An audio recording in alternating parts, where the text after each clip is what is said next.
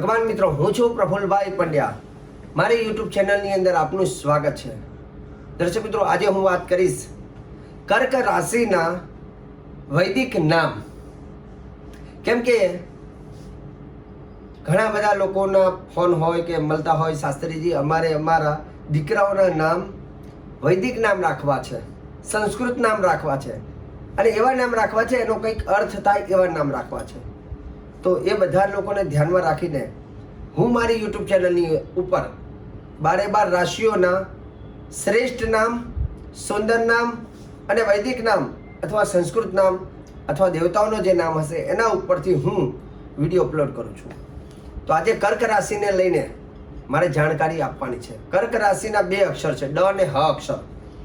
પણ હ અક્ષર ઉપર જે મને નામ મળ્યા છે એ નામ આજે હું તમને જણાવીશ, અને આ તમામ નામનો અર્થ શું થાય છે એ પણ તમને કહીશ.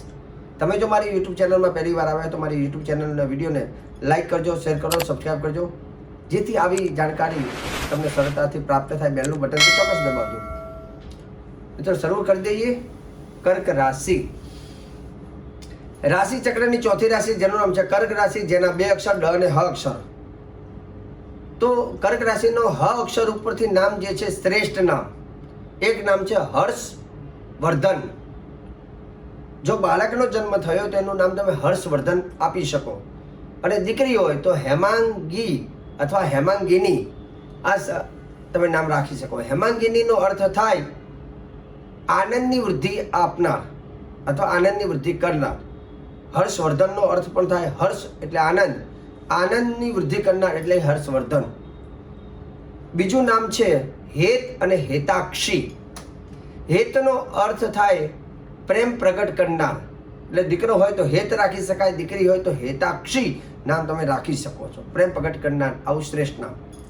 ત્યાર પછી એક નામ છે હર અને હરિતા. છોકરોનું નામ તો તમે હર રાખી શકો અને છોકરી હોય તો હરિતા રાખી શકાય. એનો અર્થ શું થાય? હર જે છે ને એ શિવજીનું નામ છે. આપણે ઘણી વખત કહીએ ને હરિ હરાની આરતી. હરિ એટલે વિષ્ણુ ભગવાન ને હર એટલે શિવજી. તો શિવજીનું નામ છે હર. અને હરિતા એટલે એવું કહેવાય છે કે માં પાર્વતીનું સ્વરૂપ ગણો, પાર્વતીનું નામ છે.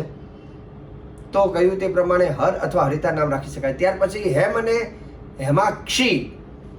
હેમ અને હેમાક્ષીનો અર્થ થાય હેમ એટલે સોનું પણ થાય, અને હેમાક્ષીનો અર્થ થાય કે સોનામાંથી બનાવેલું કોઈ તત્વ. હેમ એટલે સોનું અને હેમાક્ષી એટલે સોનામાંથી બનાવેલું કોઈ તત્વ, એટલે હેમાક્ષી કહેવાય છે.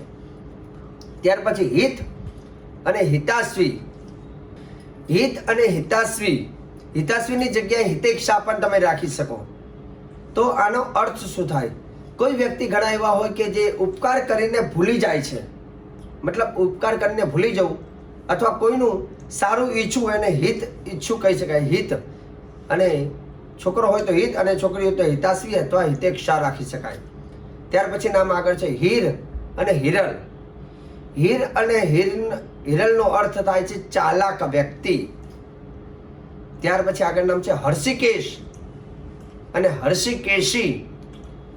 હર્ષિકેશ અને હર્ષિકેશીનો અર્થ થાય કે સુંદર કેસ, સુંદર કેસ રાખનાર, સુંદર વાળ ધરાવનાર. જેમ ઘણી વખત કૃષ્ણ ભગવાનને આપણે કહીએ કે વાંકડિયા વાળવાળા કૃષ્ણ ભગવાન, એટલે હર્ષિકેશ આપણે નામ પાડીએ. વાંકડિયા વાળને હર્ષિકેશ કહેવાય, એટલે સુંદર કેસ વાળા, સુંદર વાળ ધરાવનાર એવું કહી શકાય.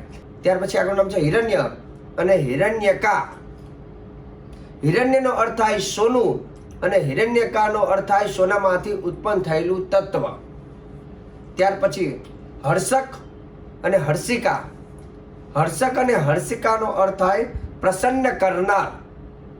પ્રસન્ન કરનાર વ્યક્તિ એટલે હર્ષક અથવા હર્ષિકા કહી શકાય, અથવા હસાવનાર.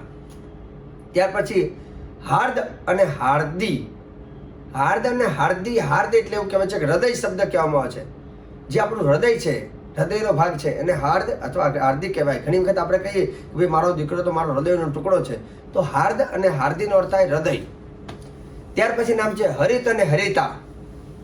હરિત અને હરિતાનો અર્થ થાય હરિત એટલે હરિયાળી અને સુંદર મોસમ પણ કહી શકાય. ત્યાર પછી હીરક. હીરક નામ ઘણી વખત પુલ્લિંગ અને સ્ત્રીલિંગ બંનેમાં હોય છે. એટલે છોકરો અને છોકરીમાં ઘણી વખત આપણે હીરક બંનેમાં નામ જોઈએ છીએ, જેનું બહુ એનો અર્થ થાય કે બહુ મૂલ્ય, હીરક એટલે બહુ મૂલ્ય રત્ન જે હોય એને હીરક કહી શકાય. ત્યાર પછી હેમાદ્ર અને હેમાદ્રી. હેમાદ્ર અને હેમાદ્રીનો અર્થ થાય કે સોનાનો પર્વત. ત્યારબાદ હરિદસ્વ. હરિદસ્વ, હવે આ નામ જે છે ખાસ કરીને છોકરાઓ માટે છે. હરિદસ્વ, હરિ કહેતા ભગવાન થાય ને દસ્વ કહેતા 10 અશ્વને ધારણ કરનાર, એટલે ભગવાનના 10 અશ્વને, ભગવાનના 10 અશ્વ એટલે હરિદસ્વ કહેવાય. બીજું ભગવાન સૂર્યદેવનું પણ એક નામ છે હરિદસ્વ, કેમ કે સૂર્યદેવ એ ઘોડા ઉપર જતા હોય છે એટલે એને હરિદસ્વ શબ્દ પણ વાપરવામાં આવે છે. એમાં આદિત્ય પ્રથમમ નામમ દ્વિતીયમ તુ દિવાકર તૃતીયમ ભાસ્કરમ પ્રકાશ ચતુર્થમ તુ પ્રભાકર પંચમમ તુ ષષ્ઠમ ષષ્ઠમ ચૈવ ત્રિલોચમ સપ્તમમ હરિદસ્વ. ભગવાન સૂર્યદેવનું 7મું નામ છે હરિદસ્વ. એ છોકરો હોય તો રાખી શકાય. ત્યાર પછી આગળનું નામ છે હરિદ્રા. હરિદ્રા, હરિદ્રાને કહેવાય ઔષધિ. ઔષધિ પણ કહી શકાય, દવા પણ કહી શકાય, હળદર પણ કહી શકાય, જે દરેક લોકોના દુઃખોનું નિવારણ કરે છે એ હળદર. હળદર છે ને ગમે એટલું વાગ્યું હોય તો હળદર લગાવો એટલે મટી જાય, એટલે હરિદ્રાને ઔષધિ અથવા હળદર કહેવામાં આવે છે.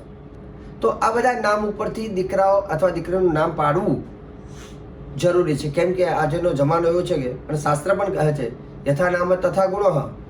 જેવું નામ તમે પાડો છો ને એવું જ એના જીવનમાં એની અસરો થાય છે. જેમ આંબો, આપણે ગોટલો વાવીએ ને તો કેમ આંબો મળે, મતલબ કેરી મળે છે, આંબો ઉગે અને એમાંથી કેરી મળે છે, તેમ દીકરાઓને પણ શરૂઆત એના સંસ્કારોમાં એક નામકરણ સંસ્કાર બહુ મહત્વનું છે. અને નામકરણ સંસ્કારમાં જો નામ જ તમે સારું પાડી દો તો એ નામ પણ જીવનમાં બહુ મોટું કામ કરે છે. અને હું મારા યુટ્યુબ ચેનલના માધ્યમથી લોકોના હિતમાં, લોકોને જે વસ્તુ જરૂરિયાત છે તે વસ્તુને લઈને ધાર્મિક, વૈદિક, ચાહે નામ હોય કે ચાહે કોઈ તહેવાર હોય તો તમામ જાણકારી હું હંમેશા આપતો હોઉં છું. અને અમારા જ્યોતિષ કાર્યાલયમાં પણ ઘણા બધા લોકો આવતા હોય અને આવા બધી નામને લઈને પ્રશ્ન પૂછતા હોય, ત્યારે એ બધાને ઉદ્દેશીને પણ મેં આજનો વિડીયો બનાવ્યો છે. તમને મારો વિડીયો સારો લાગ્યો હોય તો વિડીયોને લાઈક કરો, શેર કરો, સબસ્ક્રાઈબ કરજો, બેલનું બટન ચોક્કસ દબાવજો. અને રહી વાત જ્યોતિષને લઈને, જો તમારે તમારા જન્મકુંડલીનું વિશ્લેષણ કરાવવું હોય તો તમે અમારા કાર્યાલયનો સંપર્ક સાધી મારી એપોઇન્ટમેન્ટ લઈ આપ મારી મુલાકાત કરી શકો છો, જ્યાં હું તમને તમારી જન્મકુંડલીને લઈને શ્રેષ્ઠ જાણકારી આપીશ. મને આપી દો હવે રજા. જય ભગવાન. જય ભગવાન.